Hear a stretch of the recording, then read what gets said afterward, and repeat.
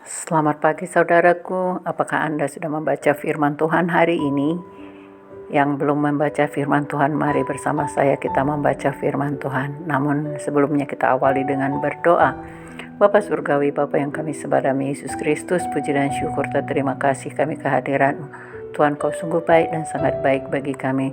Biarlah senantiasa Tuhan kami merasakan kasih setia Tuhan menyertai hidup kami.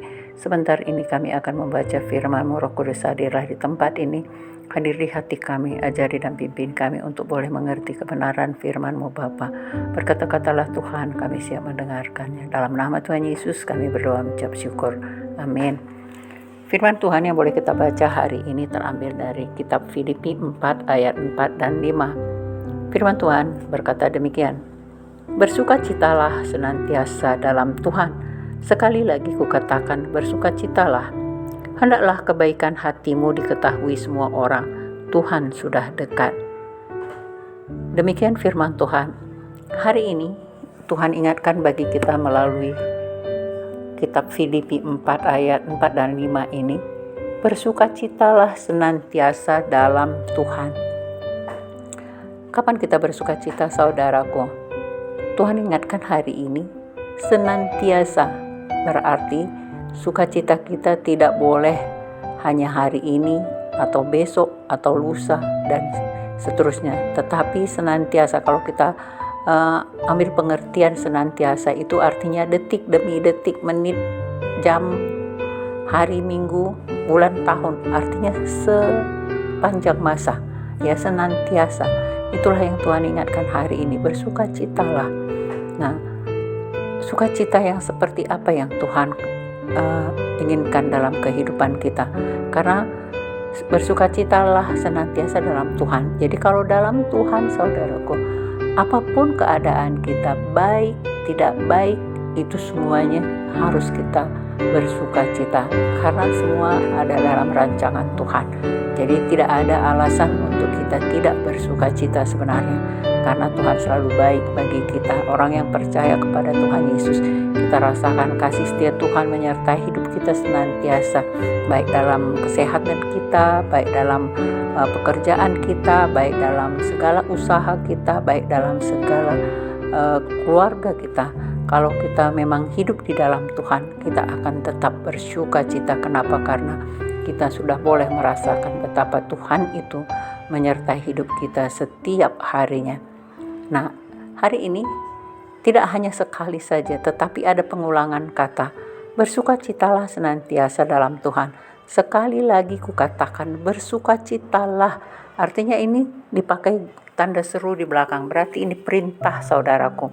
Jadi kalau perintah berarti harus kita kerjakan. Kalau tidak kita kerjakan berarti kita melanggar firman Tuhan. Tidak mau mendengarkan firman Tuhan, tidak mau melakukan firman Tuhan. Ya, jadi hari ini Tuhan ingatkan, sekali lagi kukatakan bersukacitalah. Berarti banyak orang yang tidak bersukacita. Kenapa? Rasul Paulus menulis firman Tuhan ini sampai berulang. Jadi perintah Tuhan ada 2 kali kata bersukacitalah. Jadi kalau orang-orang percaya kepada Tuhan sebenarnya, ketika kita tanyakan apa kabar, orang yang percaya kepada Tuhan akan selalu menjawab luar biasa, karena memang dia akan merasakan kasih setia Tuhan itu. Kata-kata luar biasa itu memang tepat untuk jawaban bagi orang-orang yang percaya kepada Tuhan. Tetapi orang-orang dunia yang mungkin dia mengaku dia percaya kepada Tuhan, tetapi kalau selama ini juga dia tidak pernah melakukan kebenaran firman Tuhan, dia akan kita tanya apa kabar, lalu jawabannya susah. Kenapa? Karena dia selalu melihat ke kiri ke kanan akan dunia ini saudaraku. Dia akan terpengaruh dengan apapun dunia ini, dia mempengaruhi hatinya, ya. Kenaikan harga minyak dia susah, kenaikan harga barang di pasar dia susah, atau barangkali karena ada berita peperangan di Ukraina, Rusia juga dia susah. Nah, dan banyak lagi hal-hal yang membuat dia susah karena dia selalu melihat dunia ini. Tetapi kalau orang-orang percaya, memang semuanya itu bisa membuat kita kesusahan dalam hidup kita, tetapi tidak itu menjadi patokan dalam hidup kita, tetapi kita akan selalu bersandar kepada firman Tuhan, bersandar kepada Tuhan bahwa Tuhan punya rencana yang indah buat umatnya yang percaya kepadanya. Oleh karena itu kita masih dapat bersuka cita walaupun mungkin ekonomi kita juga ikut seret, mungkin harga-harga yang di pasar itu mempengaruhi juga penghasilan kita, saudaraku, tetapi tidak itu membuat kita ikut larut di dalam kesusahan itu sendiri. Dan selanjutnya kata firman Tuhan, hendaklah kebaikan hatimu diketahui semua orang. Nah, kebaikan hati ini, jadi di dalam masa kesusahan dunia ini selalu banyak orang yang mengeluh tadi. Bagaimana kita bisa muncul, saudaraku, bisa kita tunjukkan kebaikan hati kita kepada semua orang. Ya, kalau kita berdiam diri, kita katakan kita berbaik hati kepada orang, tetapi kalau kita tidak bertindak, orang tidak mengetahui kebaikan hati kita. Jadi kita harus berlaku atau melakukan perbuatan kepada semua orang, ya, apakah itu dia saudara kita atau teman seiman kita atau mungkin orang-orang yang tidak seiman dengan kita. Harus kita tunjukkan kebaikan hati kita supaya mereka juga ikut bersuka cita dengan kita, karena Tuhan mau kita mau melaksanakan kebenaran firman Tuhan. Karena memang firman Tuhan mengatakan Tuhan sudah dekat. Jadi kalau Tuhan sudah dekat, artinya Tuhan akan datang untuk kedua kalinya, saudaraku. Ketika Tuhan datang kedua kalinya, dia akan menanyakan, adakah iman di bumi? Jadi bukan harta kekayaan kita yang ditanyakan, bukan apa yang kita miliki, tetapi apakah yang pernah kita lakukan dengan kebaikan hati kita seturut dengan firman Tuhan, sesuai dengan iman percaya kita bahwa kebaikan yang kita lakukan itu adalah memiutangi Tuhan. Apa yang kita lakukan, kebaikan-kebaikan, apakah mereka sedang berduka cita, kita bisa melakukan penghiburan melalui kebenaran firman Tuhan. Apakah mereka sedang bersusah hati karena ekonominya bangkrut, bisa kita ikut mendoakan supaya Tuhan buka jalan untuk kebangkitan usaha mereka. Atau ada yang susah hati karena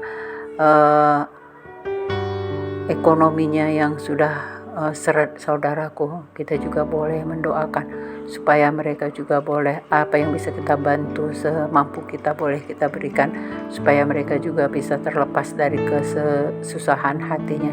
Nah, semua ini boleh kita lakukan, akan Tuhan melihat apa yang kita lakukan, karena iman kita tadi tanpa perbuatan adalah mati. Oleh karena itu iman harus berbuat kepada orang lain, sesama manusia, saudaraku, karena Tuhan sudah dekat. Jadi hari Tuhan akan datang, akan melihat apakah kita ada perbuatan seturut dengan firman Tuhan. Jadi mari kita tetap bersuka cita. Tuhan ingatkan sekali lagi, bersuka citalah, hendaklah kebaikan hatimu diketahui semua orang, Tuhan sudah dekat. Demikian firman Tuhan yang boleh kita renungkan hari ini. Mari kita tutup dengan berdoa. Bapa Surgawi, kami bersyukur atas firman-Mu. Engkau mengingatkan kami untuk tetap kami senantiasa bersuka cita. Apapun keadaan kami, Tuhan, entah ekonomi kami sedang bangkrut, atau pekerjaan kami sedang di PHK, ataupun usaha kami tidak berhasil, Tuhan, tapi kami mau tetap bersuka cita di dalam Tuhan, karena itulah perintah yang Tuhan berikan buat kehidupan kami. Biarlah kebaikan hati kami, Tuhan, boleh diketahui semua orang. Apapun sekecil apapun yang bisa kami lakukan, biarlah kami bertindak seturut dengan iman percaya kami, karena Tuhan sudah dekat untuk datang kedua kalinya di akhir zaman ini. Biarlah Tuhan Engkau menyertai kami supaya kami layak di hadapan-Mu. Terima kasih Bapa Surgawi buat kasih setia-Mu. Kami mengucap syukur senantiasa di hadapan-Mu, Bapa. Dalam nama Tuhan Yesus kami berdoa mengucap syukur. Haleluya. Amin.